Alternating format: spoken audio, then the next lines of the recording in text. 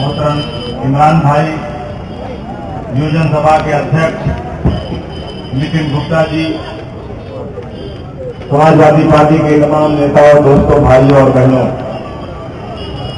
मुझे खुशी है आज कि आज इस इलाके के लोगों के अंदर जोश है।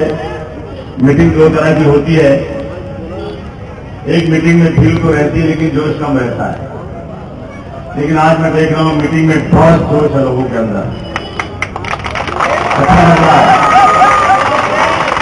जब बदन में खून गर्म खून है तो जोश तो आएगा ही आएगा। बहुत सारे लोग आसिम भाई जिंदाबाद के नारे लगा रहे हैं। अबू आसिम आगे बढ़ो, हम तुम्हारे साथ हैं। लेकिन मुझे मालूम है कि चंद दिनों में टिकट बंटने वाला है, इसमें से कुछ लोग कहेंगे आसिम भाई मुर्दाबाद। देखिए, टिकट एक बार में एक ही को दिया जाएगा, दो को नहीं दिया जाएगा। जब पार्टी मजबूत होती है, लोग मदद करते हैं, पार्टी की मकबूलियत बढ़ती है, तो बहुत सारे लोग इलेक्शन लड़ने के लिए आते हैं। हमारी तहजीब है ये। हम बहुत सारे लोग यहाँ उत्तर प्रदेश के रहने वाले हैं। जब मेरे घर में कोई मेहमान आता है तो मैं यही कहता हूँ, भाई साहब पहले आप चलिए, बाद में मैं आता हूँ। भाई साहब पहले आप हाथ धोकर बैठिए खाने के लिए, मैं आपके पीछे आता हूँ। लेकिन जब इलेक्शन आता है तो तहजीब खत्म हो जाती है। कहते भाई साहब पहले मैं, बाद में आता, मामला पहुंच जाता। देखिए, मेरे लिए ये इलेक्शन मरने और जीने का सवाल है। अगर मैं सीट नहीं जीता तो समाजवादी पार्टी के इज्जत और वकार का सवाल है। मैं जज्बात में, किसी की मोहब्बत में, रिश्तेदारी में, दोस्ती में टिकट बांध लूं तो यकीन जानिए मुझे बहुत बड़ा नुकसान हो रहा है। मेरा सगा भाई टिकट मांगे और जीतने के काबिल नहीं हो तो खुदा की कसम मैं उसे कभी टिकट नहीं दे सकता, क्योंकि वो तो वही हुआ कि मैं जिस डाल पर बैठा हूं उसी डाल को काटूं। हमने बड़ी मेहनत से आपकी ताकत पर समाजवादी पार्टी को इतना ज्यादा विरोध होने के बाद भी खड़ा किया। मैं बड़ा एहसानमंद हूं। मेरे साथ समाज के अमीर लोग नहीं है, मेरे साथ वो लोग नहीं है जो लोग बिल्डिंगों में रहते हैं, मेरे साथ वो लोग नहीं है जिनको पीने का पानी साफ मिलता है। मेरे साथ बहुत सारे लोग हैं जो कोई टैक्सी चलाता है, कोई बेचारा हाथ गाड़ी खींचता है, कोई मजदूरी करता है, कोई छोटी दुकान चलाता है, और उसी में से वक्त निकाल करके 150 रुपया अपना लगा करके मेरी मीटिंग में आकर के समाजवादी पार्टी जिंदाबाद का नारा लगाता है। मैं उसका बहुत एहसानमंद हूं।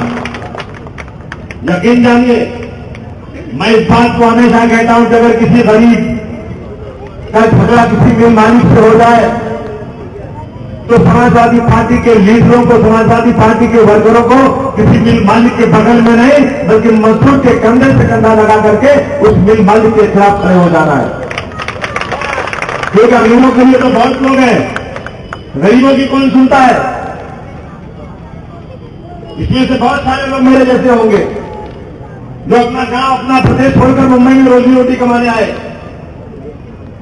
अगर हम लोगों को उत्तर प्रदेश में खेती करने से इतना पैसा मिल जाता कि हमारे बाल बच्चे इज्जत आबरू की जिंदगी गुजार लेते, हम अपने बूढ़े माँ बाप का इलाज का पैसा खेती से कमा लेते, हम अपनी बहन, अपनी बेटी की शादी गेहूं बेच करके कर लेते, तो शायद हम लोग मुंबई में कभी नहीं आते, अपने गांव में रहते। मैं जानता हूं किसी के पास 20 बीघा खेती है, 30 बीघा खेती है, लेकिन जब बेटी की शादी करना होता है तो उस बेचारे को मुंबई में रहने वाले अपने उस मजदूर बेटे के मर्यादा का इंतजार रहता है। आज इस मुंबई के अंदर मुझे किसी का डर नहीं कहने में, और याद रखना इस बात को, मैं दुनिया में किसी से डरता नहीं हूं। राज ठाकरे या बाल ठाकरे वो ये समझे कि मैं अपवासी मुझे डर नहीं बोलता है तो भूल जाए इस बात को। यह मुंबई किसी की जागीर नहीं है, मेरे ले लीजिए आप। मेरे बाप दादाओं ने मुंबई में आकर के अपने सरों पर मिट्टियां लाद करके इस इलाके को बनाया। ये बदबूदार इलाका था, खाली थी, खाली बदबू थी, कुत्ता भी नहीं आता था। डालियां रख करके 70 साल के लोगों ने अपने हाथों से गाड़ियां खींची हैं, सरों पर लोहा ले लेकर गए हैं। जब गुलिस्तान को हो की जरूरत पड़ी, सबसे पहले गर्दन हमारी कटी। अब ये कहते हैं हमसे ये अहले चमन, ये हमारा चमन है, तुम्हारा नहीं। मैं कहना चाहता हूं शिवसेना वालों से, मानसे वालों से, होश में आ जाओ, हमसे टकराने की कोशिश मत करना। हम 4 मोहब्बत वाले हैं, हम सबको गले लगाते हैं, लेकिन जब इज्जत पे आ जाए तो फिर तुम कौन और मैं कौन, मैं निपटना अच्छी तरह से जानता हूं।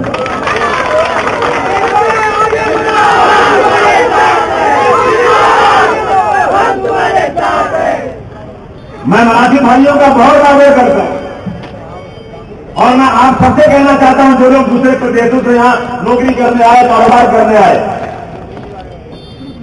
हमारे बगल में मराठी भाई रहता है, बड़ी इज्जत के साथ मिलता है। हमारा कारोबार, हमारा मिलना जुलना, हमारा रिश्ता उनके साथ में है। मराठी भाइयों ने इस मुल्क में कोने कोने से आए हुए लोगों को गले लगाए, उनके साथ प्यार मोहब्बत बांटा, तब्दील करके इस महाराष्ट्र को आगे बढ़ा रहे हैं। मगर ये चाचा भतीजे को बहुत चिंता लगी हुई है। वो गधा होता ना, गधा, बरसात में चारों तरफ हरियाली हो जाती है, सूखी घास के नजर ही नहीं आती और गधा दुबला हो जाता है। बोले ये सारा इतनी हरी हरी घास है, खाता क्यों नहीं है? कहा ये जब चारों तरफ हरी घास देता है, उसे चिंता रहती है कि कोई दूसरा न खा ले, इसी चिंता में दुबला हो जाता है, मेरी घास और कोई न खा ले। तो चाचा भतीजे दुबले हो रहे हैं, ये उत्तर भारतीय मुंबई में आकर क्यों कमा रहे हैं। और एक राहुल गांधी है, सोनिया जी का पिल्ला। जब मुझे गाली दोगे तो मैं तो बोलूंगा ऐसे अल्फाज। आकर देख लो, पूरे महाराष्ट्र में एक उत्तर भारतीय कटोरा लेके भीख मांगता नजर नहीं आया। राहुल गांधी, तुम क्या करो, तुम्हें क्या मालूम कि जमीनी सतह पर हिंदुस्तान क्या है?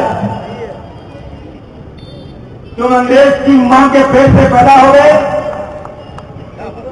तुम बंगलों में रहते हो, तुम्हें हिंदुस्तान की कोई लड़की पसंद नहीं है, तुम कोई अंग्रेज से शादी करोगे, लेकिन राज हमारे पर करोगे, ये कभी हम बर्दाश्त नहीं कर सकते।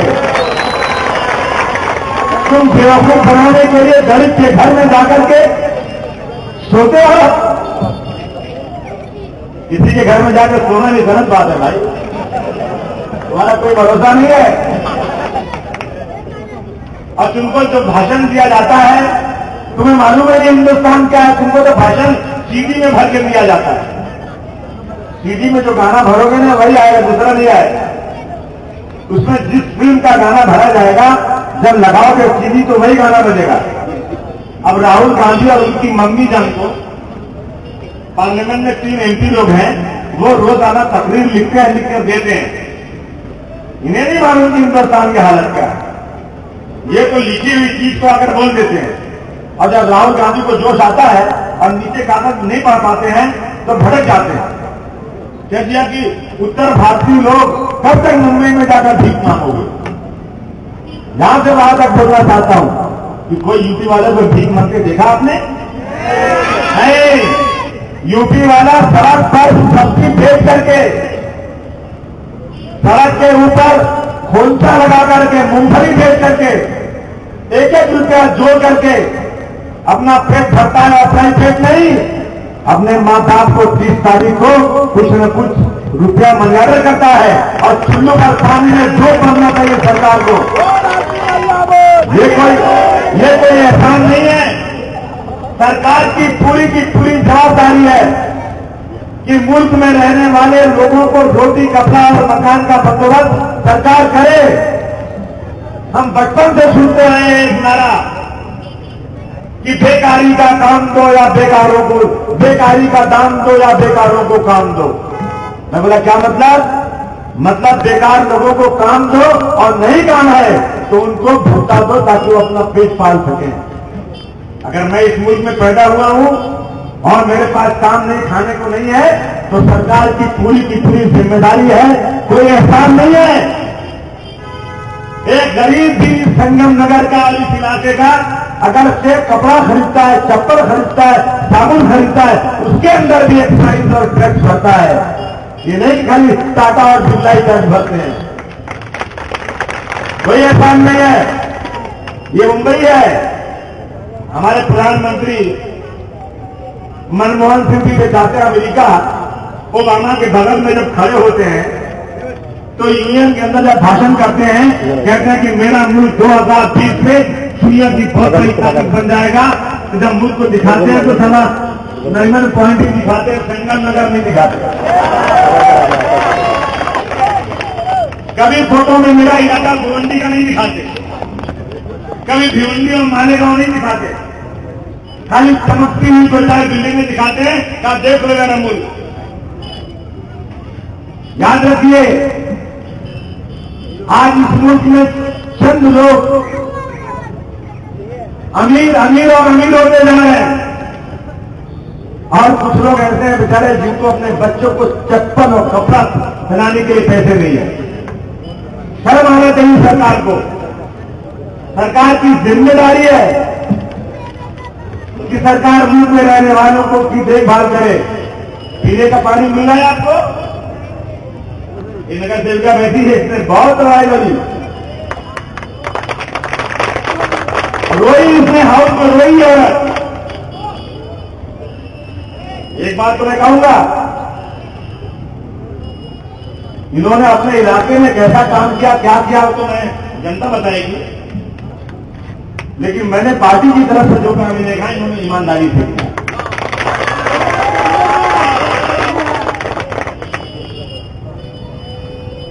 अब देखिए, नगर सेवक के लिए दो काम होता है, एक पार्टी का काम करना, दूसरे जनता का काम करना।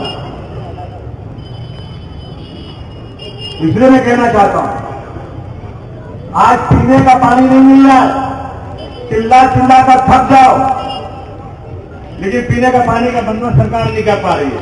और एक तरफ सरकार कहती है कि दुनिया हम न्यूक्लियर पावर हो गए हैं। अगर पाकिस्तान ने हमारी तरफ आंख उठाकर देखा तो हम दुनिया के नक्शे से पाकिस्तान का नाम मिटा देने की ताकत रखते हैं, लेकिन पानी पीने नहीं दे सकते। सारे तरह से अच्छा हिंदुस्तान हमारा, रहने को घर नहीं है, सारा जहां हमारा। मैं जब गांव जाता हूं, मैं सोचता हूं एक दिन राज ठाकरे हैं कंपनी को अपने गांव लेके जाऊं। मैं यहाँ के लिए दर्शकों से ये लोग मतलब यूपी चलोगे बोले ना बाबा ना, कारण राजनीति खाली मुंबई में करेंगे। इनसे बोला था पटना में चल के ऑफिस खोलो, इनकी हिम्मत नहीं है। लखनऊ में चल के ऑफिस खोलो, इनकी हिम्मत नहीं है। ये खाली अपने घर में बड़ा शेर वाले फिरते हैं। एक दिन आकर देख ले यूपी वालों का घर तो तेरा कलेजा ठंडा हो जाएगा। मैं कोई बहुत बड़ा किसान नहीं हूं, लेकिन आज भी मेरे पास 18 दरवाजे का घर है जिसमें हम लोग बैल बांधते हैं। और आज वीरान पड़ा है, कोई रहने वाला नहीं, कोई रहने वाला, क्योंकि बैल हम लोग क्या खत्म हो गया, ट्रैक्टर से खेती होती है। एक बैल देखने को नहीं है। एक कमरा हम लोग गया है जिसमें हम लोग दूध पकाते हैं खाली। एक कमरा खाली उसमें लकड़ी रखते हैं। एक कमरा खाली उसमें अनाज रखते हैं। ऐसे 10-20 कमरे हैं जिसमें चूहे में भूत रहते हैं, क्योंकि टाइम ही नहीं जानेगा उसके अंदर। अगर सच पूछो कि जिहाद क्या है, जिहाद जो ये लोग कहते हैं जिहादी लोग हैं, ये जिहाद कर रहे हैं, यकीन जानिए जिहाद वो लोग कर रहे हैं जो उत्तर प्रदेश और दूसरे प्रदेशों से अपने बाल बच्चों को छोड़ करके 2 साल तक मुंबई में रह करके बिचारे अपना घर, अपना खेत, अपना खलिहान छोड़ करके, अपने रिश्तेदारों को, अपने जिगर के टुकड़ों को छोड़ करके मुंबई में आकर सड़कों पर 2 साल तक बेचारे मजदूरी करते हैं। और 2 साल के बाद 1-2 महीने के लिए घर जाते हैं और फिर प्रदेश में आकर नौकरी करते हैं। ये जिम्मेदारी किसकी है? ये जिम्मेदारी सरकार की थी। आज मैं आपके सामने क्यों आकर भीख मांगता हूं? तो यकीन जानिए आज महाराष्ट्र के अंदर सबसे ज्यादा जुल्म अगर परप्रांति को बोलो उसके साथ भी हो रहा है, मुसलमान बोलो उसके साथ भी हो रहा है, गरीब बोलो उसके साथ भी हो रहा है। और ये नेता लोग शान की तरफ से मोटे होकर अपनी मनमानी कर रहे हैं, कोई सुनने को तैयार नहीं। अभी मैं असेंबली चल रही थी, असेंबली में डॉक्टर भीमराव अंबेडकर, बहुत नाम है उनका, जहां देखो उनकी फोटो है, किताब लेकर खड़े हैं, चश्मा लगाए खड़े हैं, सूट पहने, हर नाके पे फोटो है। जितने लोग हैं उनकी जय जयकार कर रहे हैं, क्योंकि उन्होंने इस देश का संविधान, जो संविधान बनाने की कमेटी थी, उस कमेटी के चेयरमैन थे डॉक्टर भीमराव अंबेडकर। लेकिन जब मुंबई से इलेक्शन लड़ते थे तो हार जाते थे, उनको हरा दिया जाता। मैंने असेंबली में कहा उनसे कि मुझे गर्व है इस बात का कि मुसलमानों ने डॉक्टर भीमराव अंबेडकर को जब यहां के लोगों ने नहीं जिताया तो अपनी मुस्लिम लीग की सीट बंगाल से छोड़ करके उनको पहली बार राज्यसभा में भेजा। इसका गर्व हमें। और डॉक्टर भीमराव अंबेडकर के लिए दादर में हिंदू मिल है, 12.5 एकड़ जगह है, उस जगह पर उनका स्मारक बनना चाहिए। 288 एमएलए खड़े हो गए और बहुत शोर किया कि साहब आज असेंबली में ये एक रेजुलेशन पास करो, एक प्रस्ताव पास करो, सरकार को, दिल्ली की सरकार को दो कि महाराष्ट्र की सरकार पूरी की पूरी इस बात के लिए सहमत है कि 12.5 एकड़ जमीन बाबा साहब अम्बेडकर के स्मारक को दी जाए। मैं नहीं खड़ा, लेकिन कुछ साथी बहुत जोश में थे। नवाब मलिक जो भाई मेरे साथ थे, कहते हैं कितने कंजर्व हैं जो गुब्बारे चंद सांसों में फूल जाते हैं, कितने कंजर्व हैं जो गुब्बारे चंद सांसों में फूल जाते हैं, और जब कमीने उरूज पाते हैं अपनी औकात भूल जाते हैं। बहुत जोश में थे कि मेरा टेलीविजन में फोटो हुआ जाए, दलित भाई देख लें कि बाबा साहब अम्बेडकर के लिए मैंने ऐसा चिल्लाया कि मुझे स्पीकर ने सस्पेंड कर दिया कि तुम इतना शोर कैसे कर सकते हो। बहुत नाम हो गया उनका, दलित भाई खुश होगा उनको वोट दे देगा। मैं खड़ा हुआ, मेरा नंबर आया, 3 दिन से मैं कोशिश कर रहा था। मैंने कहा कि अध्यक्ष जी, ये देश संविधान से चलेगा या डंडे से चलेगा? एक गरीब आदमी रास्ते में जाता हो, उसको कोई गुंडा मारे, एक गरीब आदमी कहीं रहता हो, उसको वहां के अमीर लोग फंसाएं, एक गरीब लड़की कहीं जा रही हो, उसको बलात्कार कर दिया जाए, और सबसे अमीर आदमी शहर का बलात्कार कर दे, तो क्या करेंगे? क्या करेंगे? वो लोग कोर्ट में जाएंगे, पुलिस में जाएंगे, और पुलिस और कोर्ट के अंदर जाने के बाद इस देश के संविधान के मुताबिक चाहे आसमान की ऊंचाई पर बैठा हुआ कोई शख्स हो या सड़क पर भीख मांगने वाला हो, उसको संविधान में बराबर का दर्जा दिया गया है, उसके साथ इंसाफ होना चाहिए। अध्यक्ष जी, अगर मैं इस देश में रहता हूं, मेरा हक है मस्जिद में जाकर नमाज पढ़ने का, अगर कोई उसे रोक दे तो मैं कहां जाऊं? मैं कोर्ट में जाऊंगा कि मुझे मेरे इलाके के लोग मेरी मस्जिद में नमाज नहीं पढ़ने दे रहे हैं। कोर्ट फैसला करेगा और उस फैसले पर सरकार को उस फैसले को पूरा का पूरा लागू करना पड़ेगा। कोई भाई मंदिर में जाए, कोई उसको रोक दे तो भाई कोर्ट में जाकर मुकदमा करेगा और रोकने वालों के खिलाफ कार्रवाई करवाएगा। ये तो कानून है देश का। मैंने पूछा, मुझे याद है, मुझे पैदा नहीं हुआ था 1947 में, जब 1947 में ये मुल्क आजाद हुआ था, उस वक्त मोहम्मद अली जिन्ना की आवाज के ऊपर मुसलमान पाकिस्तान की तरफ जा रहा था। लेकिन दिल्ली की जामे मस्जिद से मौलाना अबुल कलाम आजाद ने तकरीर किया था। मौलाना अबुल कलाम आजाद हमारे नेता थे। उन्होंने कहा था कि मुसलमानों, तुम्हें ताजमहल के हुस्न की कसम, तुम इस मुल्क को छोड़कर मत जाना। उन्होंने कहा था कि मुसलमानों, तुम्हें जामे मस्जिद के मीनारे की कसम, तुम्हें लाल किले की दीवारों की कसम, इस मुल्क को छोड़कर मत जाना। भले पाकिस्तान एक मुल्क मुसलमान को नाम से बदला, लेकिन हिंदुस्तान हिंदू मुस्लिम सिख ईसाई सबका मुल्क रहेगा। इसमें रहने वाले तमाम लोगों को बराबर का हक दिया जाएगा। एक तरफ मंदिर में घंटी बजेगी, दूसरी तरफ अजान होगी, तीसरी तरफ सरदार जी लोग अपने गुरुद्वारे में इबादत करेंगे, तीसरी तरफ क्रिश्चियन भाई अपने गिरजाघर में इबादत करेंगे, लेकिन सब के सब हिंदुस्तान जिंदाबाद का नारा लगाएंगे और सब के सब भाई भाई की तरफ रहेंगे। मैंने कहा उस दिन मैं आज एक सवाल पूछना चाहता हूं, अगर ये देश सेकुलर है तो मुझे बता दो कि इसी पूना के अंदर 200 साल पुरानी एक मक्के शाह मस्जिद है, वो मस्जिद 200 साल पुरानी है, वो मस्जिद बन रही थी, बीजेपी के लोगों ने कहा हमें ये मुसलमानों की मस्जिद अच्छी नहीं लगती, एहतजाज किया उन्होंने।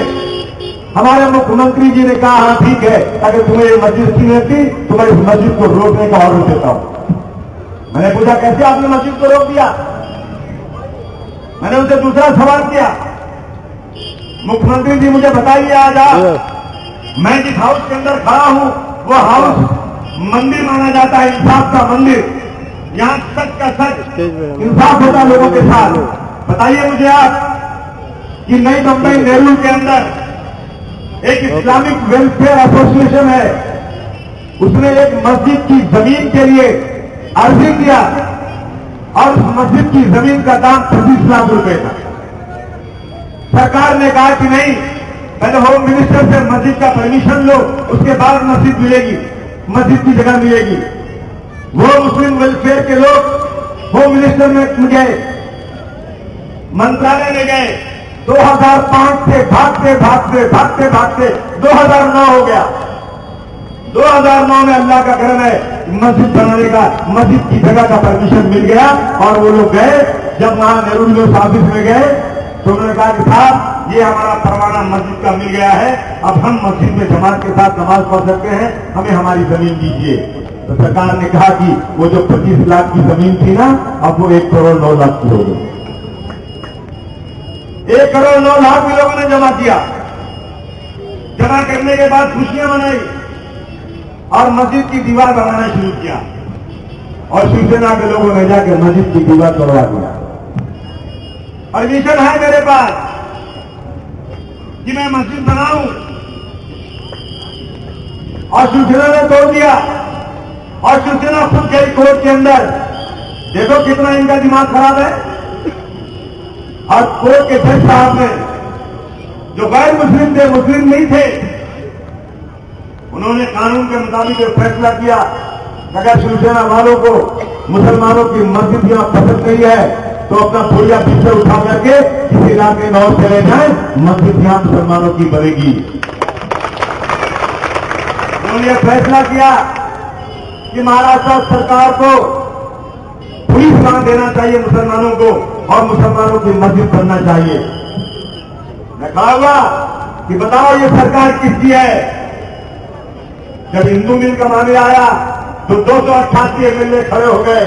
मेरा नवाब मलिक तो इतना आगे गया कि सस्पेंड हो गया, लेकिन अबू आसिम अकेला खड़ा रहा। अबू आसिम का किसी ने साथ नहीं किया। हाँ, मेरे खिलाफ सारे बीजेपी के खड़े हो गए, सारे शिवसेना के मंत्री के लोग खड़े हो गए और कहा अबू आसिम पाकिस्तान जाओ, अबू आसिम मुर्दाबाद। मैं बोला अबू आसिम जीते जीते नहीं, मरने के बाद ही पाकिस्तान नहीं जाएगा, यही जाएगा। कोई माई का लाल मुझे कोई नहीं।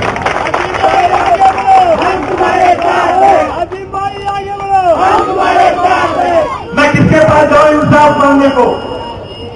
अगर मेरे साथ अत्याचार हो रहा है तो मैं कोर्ट में गया, कोर्ट ने कहा कि मेरी मस्जिद बनना चाहिए, लेकिन मेरी सरकार जो कांग्रेस की है वो कहती है नहीं, शिवसेना को पसंद नहीं है इसलिए मस्जिद नहीं बनेगी। मैं किसके पास जाऊं? इसलिए मैं जनता की अदालत में आया हूं। यही जनता है जो ताकत देती है। अगर मेरे पास 15 एमएलए होते तो कांग्रेस की बात की ताकत नहीं थी कि मेरी मस्जिद को रोक कर दिखा देते। मेरे पास 15 एमएलए होते तो मेरे किसी टैक्सी वाले को मंत्री वालों की ताकत नहीं थी हाथ लगाने की, ईद का जवाब पत्थर से देने की ताकत मेरे पास नहीं, बल्कि पुलिस वाले पत्थरधारी जब मेरी आवाज के ऊपर मुझे सलाम करते तो मार मार के उसका हाथ पैर तोड़ देते। मेरे पास ताकत नहीं है। आज इंसाफ खत्म हो चुका है, इसलिए मैं आपके पास चल के आ जा रहा हूं। देश का कानून कहता है कि कश्मीर से कन्याकुमारी तक कोई भी आदमी जाकर कहीं भी रोटी कमा सकता है। लेकिन मेरी सरकार रोजाना कानूनदार से बात कर रही है कि बताओ कौन सा कानून ऐसा है, कहां से मैं ऐसी कोई चीज लाऊं कि मैं उत्तर भारतीयों को यहां आने से रोक दूं। आप देखिए ना, सोचिए 2000 तक के झोपड़ों को उन्होंने लीगलाइज करने की बात किया था। अभी नहीं, 2 इलेक्शन पहले ऐलान किया था कांग्रेस और एनसीपी दोनों ने, अगर हमारी सत्ता आ गई तो जितने झोपड़े 2000 तक बने हैं एक झोपड़े को भी हाथ नहीं लगाया जाएगा। लेकिन झोपड़े तोड़े जा रहे हैं। उन्होंने अखबार में छापा था, उन्होंने टेलीविजन पर ऐलान किया था, उन्होंने मैनिफेस्टो छाप करके एक एक आदमी से वोट मांगने के लिए वो कागज दिखाए थे कि 2000 तक के झोपड़ों को हम संरक्षण देंगे, लेकिन नहीं दे रहे संरक्षण आज। और 1995 का जो झोपड़ा आज लीगल हो गया है, अगर उस झोपड़े का मालिक आज अपने गांव उत्तर प्रदेश, बिहार या और किसी स्टेट में वापस जाना चाहे और उस झोपड़े को बेचना चाहे तो झोपड़ा लीगल नहीं, इलीगल हो जाएगा, नहीं कोई दूसरा वहां ना आने पाए। मैं बहुत परेशान हूं इस बात से। मैं देख रहा हूं मुंबई में आजकल पत्नी गलियों में 100 माले की बिल्डिंग बन रही है, खूब बिल्डिंगें बन रही है, लेकिन एक झोपड़ा अगर 4 फुट ऊपर बढ़ा दिया तो तोड़ने मुझ पर भी चली आती है। क्यों भाई? सर मुझे कानून से समझा दीजिए कि 100 माले की बिल्डिंग तो बन सकती है, लेकिन 2 माले का झोपड़ा क्यों नहीं बन सकता? वोट लेना है ना, तो ये कभी बड़ी बिल्डिंग में नहीं जाएंगे। मैं आज तक जब से मैं इलेक्शन में इस प्रक्रिया में आया हूं, राजनीति में आया हूं, मैंने आज तक कभी किसी आलीशान इलाके की बिल्डिंगों में जाकर भाषण नहीं किया।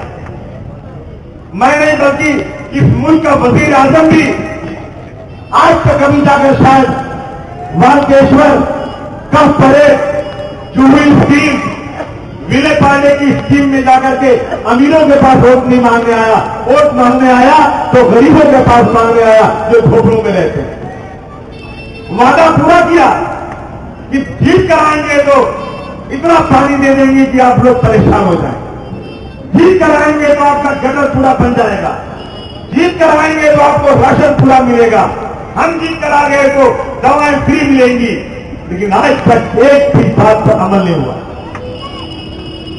इस शायर ने क्या अच्छा शेर कहा कि ये सफेद पोश नेताओं के लिए कहा उसने, ये सफेद पोश गरीब लोगों से कुछ और नहीं, कष्ट को राज मांगता है। हम उन गरीबों से जिनके पास पीने का पानी नहीं है, उनके पास हुकूमत मांग रहे हैं, और हुकूमत में आने के बाद सबसे ज्यादा अत्याचार उन्हीं के साथ है। एक झोपड़े वाला चला जाए पुलिस स्टेशन में, मैं चैलेंज के साथ कहता हूं, और एक बिल्डिंग वाला चला जाए अच्छा सूट पहन के पुलिस स्टेशन में, मेरी बात नहीं है तो आत्मा लेना है जाकर। एक आदमी टाई पहन करके, पैंट पहन करके जरा अच्छा पर्सनालिटी वाला, और एक आदमी गरीब कपड़े पहने हुए पुलिस स्टेशन में चला जाए तो जो बेचारा जाएगा कपड़ा फटा हुआ ना, ऐसा बार खड़े हो जा, और जो अमीर आएगा ना उसको सलाम करके कुर्सी में बिठाया जाएगा। वोट कौन दिया? वो जो आया अमीर, उसने वोट नहीं दिया होगा। इलेक्शन के दिन वो जाकर कहीं रंगा बनाता होगा, और ये गरीब बेचारे इलेक्शन के दिन को त्योहार की तरह से सुबह से शाम तक एक एक वोट डलवाने के लिए कोशिश करते हैं, लेकिन उनका काम पूरा नहीं होता। इसीलिए मैं आज आपके बीच में चलकर आज आपसे कह रहा हूं, महंगाई इतनी महंगाई है कि हम लोग कहते हैं कि दाल रोटी खाकर गुजारा कर लेंगे। आज दाल रोटी लोग नहीं खा सकते, यहां तक कि लाखों लाख टन अनाज बढ़ गया। मैं असेंबली में, पार्लियामेंट में बहस कर रहा था, मालूम हुआ कि ये लोग अनाज जो है गोडाउन में भर देते हैं, और फिर अगले साल का अनाज आया उस पर भर दिए, और डिलीवरी करना हुआ तो सामने भेज दिए, तो जो नीचे माल पड़ा हुआ सब सड़ जाता है। तो कानून बनाया कि आप अवस्था के बेल्ट बनाया जाए, और बेल्ट चले तो नीचे का माल ऊपर है, ऊपर का माल नीचे। लेकिन उसके बाद भी आज तक सुधरा नहीं मामला। कहते हैं कि बर्बाद गुलिस्तान करने को बस एक ही उल्लू काफी है, और हर शाख से उल्लू बैठा है, अंजाम गुलिस्तान क्या होगा। अब यह असेंबली में काम है, सवाल आया म्यूनिसपैलिटी के स्कूलों का। म्यूनिसपैलिटी के स्कूलों में जहां करोड़ों रुपया खर्च होता है, वहां अगर कोई बच्चा जाता है तो बेचारा होता है, वो मिस्कीन होता है, वो यतीम होता है, वो गरीब होता है। थोड़ा पैसा किसी के पास आ गया तो अपने बच्चे को कभी भी म्यूनिसपैलिटी के स्कूल में नहीं भेजेगा। म्यूनिसपैलिटी के स्कूल के लिए इतना रुपया निकलता है जितना रुपया शायद प्राइवेट स्कूलों के लिए नहीं खर्च होता होगा, उससे ज्यादा म्यूनिसपैलिटी के स्कूल का खर्च होता है। लेकिन आधे से ज्यादा पैसा हराम खोरी में चला जाता है।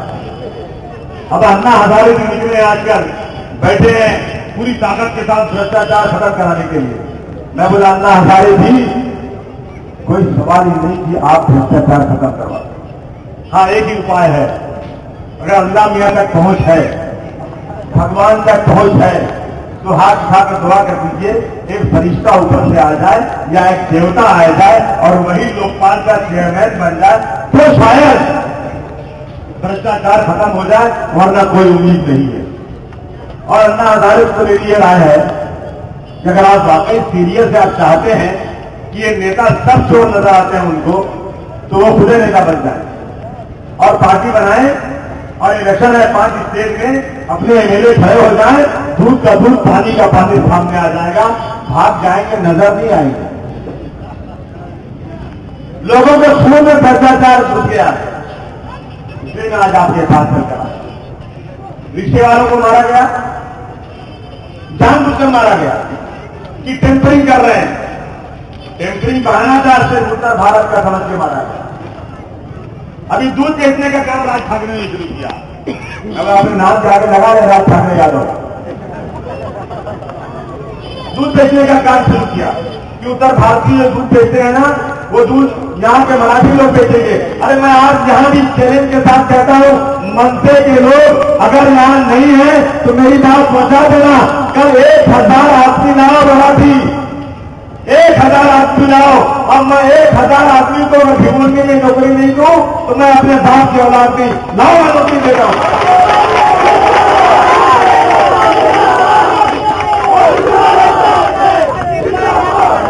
नहीं है लोग काम करने वाले, है ये चले गए, भाग रहे लोग यहां से। उत्तर प्रदेश के लोग यहां नहीं आ रहे हैं। बिहार के चीफ मिनिस्टर नीतीश कुमार ने कह दिया कि मेरा बिहारी अब किसी और प्रदेश में रोटी के लिए अपमानित होने नहीं जाएगा। अब मैं बिहारी को यही रोटी दूंगा, चाहे आदर के खाएगा, लेकिन अब महाराष्ट्र में बेइज्जत होने नहीं जाएगा। लूम बंद हो रहा है, जमीनें मराठी भाइयों की है, मजदूरी करने वाले उत्तर भारतीय और बिहारी वो नहीं आ रहे हैं, खेत सूख रहा है। राज ठाकरे जी पावर लूम बंद हो गया, लाइए ना जरा दीजिए पावर लूम में काम करने वाले है ही नहीं आपके पास। वो तो हमारे गांव के लोग बेचारे हैं जो सूद का काम करते हैं और 5-6 साल में टीबी के मरीज हो जाते हैं। आप नहीं कर सकते काम, वो नफरत फैलाना बंद कीजिए। मैं आज आपके बीच में सहकर आपसे इंसाफ मांगने आया हूं। मैंने इंसाफ रैली किया 10 दिन की, आपने देखा होगा। हम अमीर और हम हिंदू और मुसलमान में कोई अंतर नहीं समझते। हिंदू को भी पैदा करने वाला अल्लाह है और मुसलमान को भी पैदा करने वाला अल्लाह है। वो अल्लाह जिसने दुनिया बनाई, सूरज चांद बनाया, आदमी औरत बनाया, भाई जितनी तरक्की हो गई है, एक फूल की पंखली में रंग भर दे तो मैं समझ जाऊं वहां की बहुत तरक्की हो गई। कुछ नहीं कर सकते। अल्लाह जिसने दुनिया बनाई, अगर उसे हिंदू और मुसलमान को अलग अलग करना होगा तो एक का खून लाल एक का पीला नहीं कर सकता था क्या? कर सकता था, वो भी कर सकता है। याद रखिए, हिंदू और मुसलमान में समाजवादी पार्टी कभी कोई अंतर नहीं समझती। हमें वोट मिले या न मिले, कहा था अलीगढ़ मुस्लिम यूनिवर्सिटी बनाने वाले सर सैयद अहमद खान में, ये देश एक खूबसूरत दुल्हन है और उसकी 2 खूबसूरत आंखें हैं, एक हिंदू और एक मुसलमान। अगर एक आंख खराब हो गई तो ये देश सुंदर नहीं होगा, बल्कि ये देश बदसूरत हो जाएगा। लेकिन आज इस देश के अंदर हिंदू और मुसलमान के नाम पर अंतर किया जा रहा है। मैंने असेंबली में बहुत लड़ाई किया, मेरा साथ कोई देने वाला नहीं, क्योंकि कांग्रेस और एनसीपी के लोग, ये लोग मर्द नहीं है, ये लोग घुटने टेक करके अपने नेताओं के सामने घुटने टेक करके सिर्फ और सिर्फ जय जयकार करने वाले लोग हैं। ये मर्दानगी का काम नहीं है, ये हिजड़ों का काम है जो ज्यादा छूटने देगा। मैंने कहा उसे, मुझे याद है जब वाजपेयी जी की सरकार थी तो वाजपेयी जी अंग्रेजों के सामने, अमेरिका के सामने इतना घुटने देके कि घुटने के मरीज बन गए और दिल्ली में नहीं बल्कि मुंबई में आकर के उन्होंने अपने घुटने का ऑपरेशन करवाया। अरे मुसलमान नेताओं, जरा घुटने देखने का काम कम कर दो, नहीं तो तुम्हारे भी दोनों घुटने जो है ना ये बम्बई में बदली करने पड़ेंगे और लंगड़े लूले हो जाओगे। जरा हक बोलना शुरू कर दो। कांग्रेस की सरकार है आज। मैं इनसे पूछना चाहता हूं कि 5.5 साल तक आपने मालेगांव के लोगों को जेल में बंद किया। बहुत चिल्लाए हम लोग कि बम ब्लास्ट मस्जिद पे हुआ था और बम ब्लास्ट शब बारात के दिन हुआ था। शब बारात के दिन वो मुसलमान जो शराब पीता है वो भी उस दिन नहा धो करके कहता है, या अल्लाह मियां, आज तो तूने अपना पूरा दरबार खोल दिया है, मैं आज 6 रकात नफिल पढ़ के तेरे दरबार में हाजिर हुआ हूं माफी मांगने के लिए।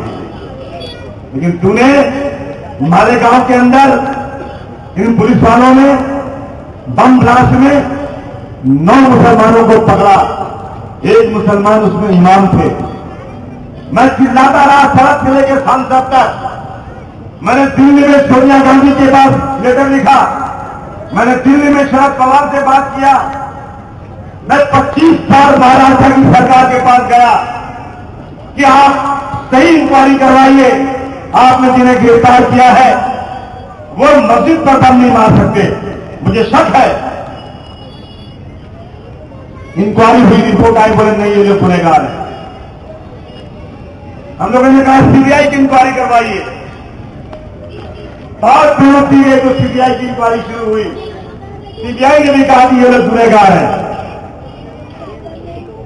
एक मौलाना जो मालेगांव के गिरफ्तार हुए बम ब्लास्ट में, उनसे यह आरोप है कि उन्होंने साइकिल पर आ दिए सरकार मस्जिद के पास। और वो मौलाना 5 साल से मालेगांव आए नहीं, वो अकोला में एक मस्जिद में नौकरी कर रहे हैं। वो इमाम है एक मस्जिद के। 150 मुसलमान ये लिख कर दे रहे हैं हलफनामा, ये मौलाना साहब 1:30 बजे उस दिन हमारी इमामत कर रहे थे। ये मालेगांव कैसे साइकिल पर बम रखने जा सकते हैं? लेकिन किसी ने नहीं सुना और मौलाना को गिरफ्तार करके जेल में डाल दिया। उसके पहले मुंबई का ब्लास्ट हुआ था।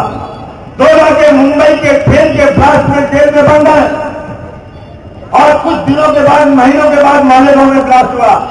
जो जेल में बंद है पहले से, उनको भी मालेगांव के ब्लास्ट में डाल दिया। चिल्लाते रहे हम लोग, इसलिए चिल्लाते रहे। 9 आदमियों का सवाल नहीं है, सवाल पूरी मिल्लत इस्लामिया का है कि क्या वाकई मुसलमान इस मुल्क में रहता है और उसी मुल्क के खिलाफ साजिश कर रहा है? दाढ़ी रखा हुआ मुसलमान अगर बस में जा रहा है, दाढ़ी रखा हुआ मुसलमान अगर ट्रेन में सफर कर रहा है, पूरे डिब्बे के लोग उसके हाथ में अगर कोई सुटकेस देख कर डरते हैं ये मुसलमान कहीं इसके अंदर आदियत तो भी रखा है। मुसलमान पूरे देश में शक की नजर से देखा जाने लगा। बहुत कोशिश किया हम लोगों ने, नहीं सुना। असीमानंद ने एक स्टेटमेंट दिया, उसके दिल में रहम आया कि जो लोग बम ब्लास्ट के जुर्म में बंद है वो लोग असल कसूरवार नहीं है बल्कि संघ परिवार के लोग इसके जिम्मेदार हैं। फिर देश में चर्चा शुरू हो गई और एक नई टीम बनाई गई, एनआईए, नेशनल इन्वेस्टिगेटिंग एजेंसी। और फिर से इंक्वायरी हुई और एनआईए ने रिपोर्ट दिया कि मालेगांव में पकड़े हुए लोग सब के सब बेकसूर हैं और बम ब्लास्ट करने वाले और दूसरे लोग हैं। अब बताइए मुझे आप। इसके बाद मेरा मुख्यमंत्री कहता है कि मैं एनआईए से कहूंगा कि जमानत की जब अर्जी आए तो उसकी मुखालिफत न करे। मुख्यमंत्री जरा होश में आ जाए, ये कुर्सी हमारी ठीक में तुमको दी गई है, हमने ठीक में तुमको कुर्सी दिया है और जिस दिन मेरे लोग भाग गए ना ये कुर्सी नहीं मिलेगी तुमको। तुम ये मत कहो कि मैं एनआईए उसकी मुखालिफत नहीं करेगी। अगर तुम्हारे अंदर थोड़ी भी ईमानदारी है तो तुम कान पकड़कर टेलीविजन के सामने माफी मांगो कि मेरी पुलिस ने गलत तरीके से तुम्हें गिरफ्तार किया है। और वो पुलिस वाले जिन्होंने गिरफ्तार किया है उनको कम से कम 5.5 साल तक जेल में चक्की पीसने जब तक नहीं भेजेंगे, अबुआ सिंह की जबान को इस बाई का लाल रोक नहीं सकता।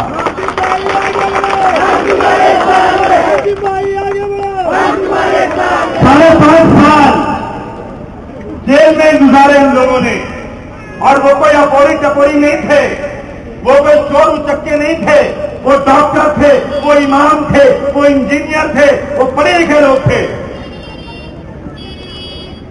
बताइए आप मुझे कि आपके देश में बम ब्लास्ट हो, आपको फिक्र है कि नहीं इसकी? मेरा बच्चा, मेरी बीवी, मैं शहर में जा रहा हूं, ब्लास्ट हो जाए, 100 लोग मर जाएं, और उसके बाद ये उसकी हमें फिक्र है। और हम तो कहते हैं कि अगर इस देश के अंदर हमें अपने बदन का आखिरी कपड़ा भी अपने देश की सुरक्षा में कुर्बान करना पड़ा तो हम उसे एक कदम पीछे नहीं बढ़ेंगे। और हमारे लोगों ने देश की सरहदों पर अपनी जान दे दिया है और हिंदुस्तान के झंडे को नीचे नहीं आने दिया है। ये मेरी बेचैनी है, इसलिए मैं आज कहना चाहता हूं कि मालेगांव में 35 लोग मरे थे, बम ब्लास्ट हुआ था, और जो लोग पकड़े गए वो बेकसूर हैं। दो कसूरवार कौन? शुरुआत छूटा हुआ है, कैसे मिलेगा मालूम है, उसका रास्ता है, लेकिन कलेजा फटेगा सरकार का जब बोलता हूं मैं। और मैंने हाउस में बोला था और फिर बोल रहा हूं, अगर मेरी बात सही हो, मेरी बात पूरी होने के बाद आप लोग तारीफ करना। मेरी डिमांड है ये कि जिन पुलिस वालों ने इंक्वायरी करके बेगुनाहों को जेल में डाला, उनको और एटीएस के चीफ रघुवंशी को, जो थाना के कमिश्नर साहब हैं आज, और एएम राय जो यहां के डायरेक्टर जनरल थे, पुलिस के जिम्मेदार थे, इनको गिरफ्तार किया जाए और इनका ब्रेन मैपिंग किया जाए। दूध का दूध, पानी का पानी सामने आ जाएगा, मालूम हो जाएगा कि कौन लोग बम ब्लास्ट कर रहे हैं। बताइए आप लोग मेरी बात से सहमत है कि नहीं? हाथ उठा के बताइए आप लोग। ये डिमांड पूरी करना है, और जो लोग बेगुनाह है उनको सरकार हरजाना दे। और हरजाना कितना? 1,50,000 नहीं। जिस तरह से हनीफ नाम का एक डॉक्टर ऑस्ट्रेलिया में इंडियन डॉक्टर पकड़ा गया और सिर्फ 23 दिन तक गैर कानूनी तौर पर कैद में रहा, उसने जब वहां मुकदमा किया, एक तरफ हिंदुस्तान है, एक तरफ ऑस्ट्रेलिया है, एक तरफ हिंदुस्तानी बाशिंदा है, और ऑस्ट्रेलिया हुकूमत से कह रहा है कि तुमने मुझे बेइज्जत किया और मुझे तुमने 23 दिन तक जेल में रखकर मेरी जिंदगी बर्बाद किया। कितने दिन? 23 दिन। तुम्हारे में कितना पैसा उसे मिला? उससे ऑस्ट्रेलिया की सरकार ने 8 करोड़ रुपया हरजाना दिया। 8 करोड़ रुपया। तुमने मेरे लोगों को 5.5 साल तक जेल में रखा है। तुम जरा बुरा भाग करके बताओ, मेरे लोगों को कितना मिलना चाहिए? वो देना पड़ेगा। ये मेरी मांग है। आप इससे सहमत हो कि नहीं सहमत? और बंद कर दो। आज 36 संगठन के ऊपर पाबंदी लगी हुई है हिंदुस्तान के अंदर। उसमें सीमी है, उसमें इंडियन मुजाहिदीन है, उसके अंदर दुख्तान मिल्लत है, यानी 36 संगठन है जिससे पाबंदी लगी हुई है। लेकिन थाना के बम ब्लास्ट में जिनको 10 साल की सजा हुई है, लेकिन वो लोग जिन्होंने नांदेड़ में बम ब्लास्ट किया, आज वो लोग जो जेल में बंद हैं, अभिनव भारत के प्रज्ञा सिंह ठाकुर, पुरोहित और पांडे, जो बम ब्लास्ट के जुर्म में बंद है, उनकी संस्था का नाम सनातन संस्था, सनातन अभिनव भारत, जन जागरण, बजरंग दल, उन पर पाबंदी लगाओ। उन पर पाबंदी नहीं लगाई जाएगी। वो बम ब्लास्ट में बंद है, उन पर सजा हो चुकी है, लेकिन उन पर पाबंदी नहीं लगाई जाएगी। और सीमी पर पाबंदी लगाई जाएगी। मुकदमा चलेगा 8 साल तक, और हाई कोर्ट का जज ये कहेगा कि सीमी के खिलाफ एक भी सबूत नहीं है, पाबंदी उठा दो। उसके बाद भी कांग्रेस सरकार पाबंदी उठाने को तैयार नहीं। तो मुझे बता दो कि संघ परिवार में और कांग्रेस में क्या फर्क है? इसलिए मैं आपके पास चलता आया। अरे क्या खाली दिखाते हो यार। इसलिए गुजारिश करने आए नौजवान साथियों, बदल सको तो बदल दो निजाम गुलशन का, बदल सको तो बदल दो निजाम गुलशन का, वरना वक्त का तेवर बदलने वाला है। नौजवान साथियों, जीना है तो शेर की जिंदगी एक दिन की 1000 दिन कीदर की जिंदगी से बेहतर मौत है। याद रखो, हम इस मुल्क में किसी की मेहरबानी पर नहीं रहते, हम इस मुल्क में अल्लाह ताला की मेहरबानी पर रहते हैं। हमें हुकूमत से कोई मेहरबानी नहीं चाहिए, हमें इंसाफ चाहिए, इंसाफ। जिस दिन मेरे लोग इकट्ठा हो गए, कोई माई का नाम भूल जाके नहीं कर सकता। अबू आसिम को होम मिनिस्टर बनवा दो ना तुम लोग, बनवा दो। अगर बदला नहीं लिया तो मैं अपने बाप की औलाद में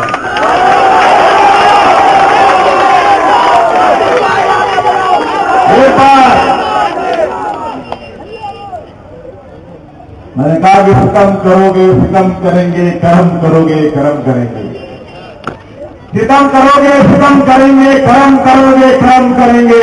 हम आदमी है तुम्हारे जैसे, जो तुम करोगे वो हम करेंगे। गुलाब देंगे गुलाब देंगे, तुम्हें गुलों की किताब देंगे। गुलाब देंगे गुलाब देंगे, तुम्हें गुलों की किताब देंगे। हमें डुबाने की सोचना मत, बेटा तुमको भी कागज की नाव देंगे। तमाम लोगों से गुजारिश कर रहे हैं, अबू आसिम आज आपके बीच में आया। अबू आसिम किसी कमजोर आदमी का नाम नहीं है। यह मत समझना कि असेंबली के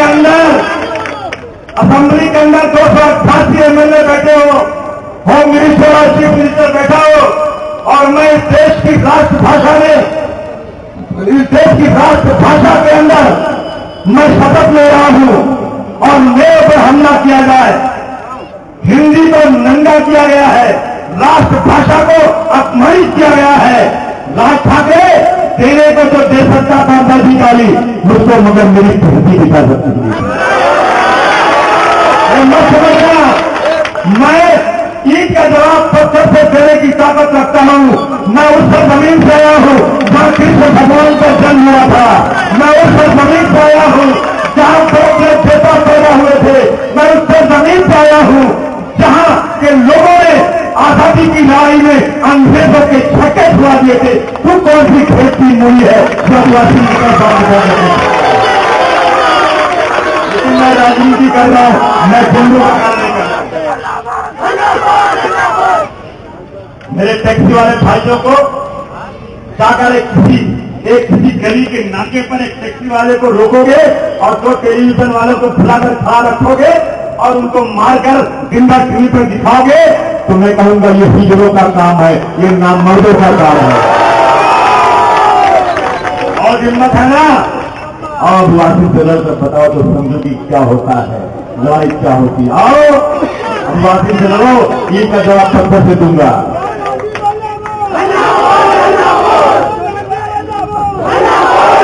मेरे एक मजदूर भाई दूध वाला जो साइकिल पर दिखाया इतना सामान लेकर चलता, जो टेम्पो पर लेकर नहीं चला जाता, अगर उसका हाथ मोड़ को दिखा दो तो मैं वापस चला जाऊंगा, आजमगढ़ यहां नहीं रहूंगा। हमारी बात करते हैं, इंसाफ करो। सरकार से कहना चाहता हूं इंसाफ करो। हम झगड़ा लड़ाई नहीं चाहते, हम प्यार मोहब्बत चाहते हैं इस देश के अंदर। हम हिंदू मुसलमान सिख ईसाई गरीब अमीर सबको एक नजर से देखना चाहते हैं। इंसाफ कीजिए, इंसाफ। और अगर सरकार ने ये इंसाफ नहीं किया तो याद रखना जो हालत कलकत्ता की हो गई। पहले कलकत्ता इस देश की आर्थिक राजधानी थी। मेरे बचपन में मेरे पुरखे यहां नहीं आते थे, कलकत्ता रोजी कमाने जाते थे।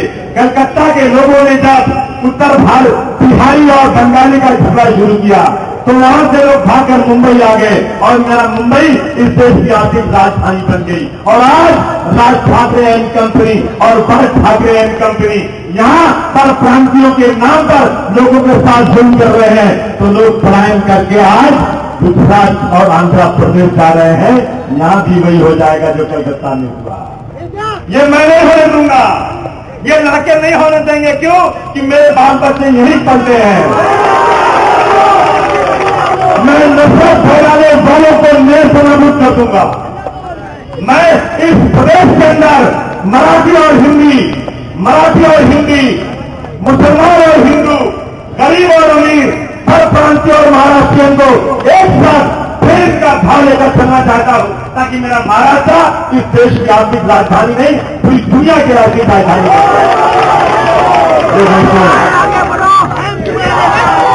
अभी इलेक्शन आ रहा है। ये कब होगा? जब अबुआ सिंह के पीछे तुम लोग खड़े हो जाओगे। अबुआ सिंह पैसे कमाने के लिए राजनीति नहीं करता है। अबुआ सिंह समाज के दबे खुशियों को हक दिलाने के लिए राजनीति करता है। अबुआ सिंह उन घरों में पीने का साफ पानी लाना चाहता है जिन घरों में पीने का पानी नहीं आता। मैं गटर साफ को अच्छी बनवाना चाहता हूं। मैं बेईमानी को खत्म करवाना चाहता हूं। इससे मैं बुराई करना चाहता हूं। आप लोग मेरे साथ खड़े हो जाओ। ये मत सोचना कहा गया कि जहां 2 लोग हो वहां 1 को अमीर बना दो, जहां 3 लोगों ने 1 को अमीर बना दो। सुबह से शाम तक 5 बार अजान होती है। एक साथ जमा हो जाओ और कंधे से कंधा मिलाकर खड़े हो जाओ। उसके दरमियान जगह जगह बाकी रहना चाहिए। एकता, इक्वलिटी, बराबरी। एक बादशाह हो या फकीर हो, मस्जिद में आएगा तो सब लाइन से खड़े होंगे, एक ही सफ में खड़े हो गए। महमूद आया, न कोई बंदा रहा न कोई बंदा नवाज। इसलिए कहना चाहता हूं कि आने वाले दिनों में ये मत कहना चाहता तुम किसको टिकट दिए। एक सपोर्टर दूसरे के हैं, ये सपोर्टर दूसरे के हैं, वो सपोर्टर तीसरे के हैं, वो सपोर्टर चौथे के, ठीक है ना? सुनो, बात सुनो, बात सुनो। सब मेरे सपोर्टर रहो। खुदा की कसम, अगर 1 रुपया किसी से मांग करते कर दिया तो सूअर का गोश्त। खुदा की कसम, अगर कभी किसी से 1 रुपया अपने लिए मांगा तो कभी माफ मत करना। मैं हाथ जोड़कर कहना चाहता हूं, मेरे सिपाही जो मेरे साथ इलेक्शन लड़ना चाहते हैं वो ईमानदार होना चाहिए। वो कभी किसी छोटे वाले से 1 रुपया मांगेंगे तो मैं समझूंगा कि वो मेरे सिपाही नहीं है। कोई छोटा बंदा हो, अगर मेरे म्यूनसिपलिटी में शिकायत करके छोड़वाया तो वो मेरे परिवार के नहीं हो सकते, वो गद्दार हो सकते।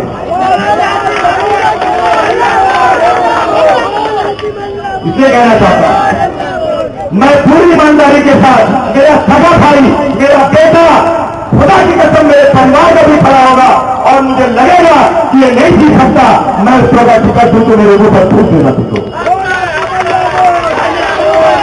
मैं टिकट उसी को दूंगा जो ईमानदार हो और जीतने की ताकत रखता हो सकता है मेरी गलती हो जाए, मुझे रिपोर्ट ला कर दें सब लोग, आसिम भाई ये बहुत अच्छा उम्मीदवार है, और कहीं गलती हो जाए, लेकिन जानबूझकर मैं नहीं करूंगा। मुझे खुदा के वास्ते आप लोग आकर बता दीजिए कि आसिम भाई यही आदमी जीतेगा, इसी ने अच्छा काम किया है, मैं उसी को टिकट दूंगा। मैं आपके ऊपर कोई लादूंगा नहीं, किसी आदमी को ला। अच्छी बात, मुझे इतनी सीट देकर जीत करके शिवाजी पार्क के सामने एक बंगला है जो दरिया के किनारे पर बहुत अच्छा लगता है, वो मेयर का बंगला है। अगर मेरे पास सीट ठीक करा गई ना तो मेयर मेरे हुक्म पर बैठेगा, तो तुम लोग सब आना, वहीं पहले होगा मुशायरा, वहीं वहीं दिखाना।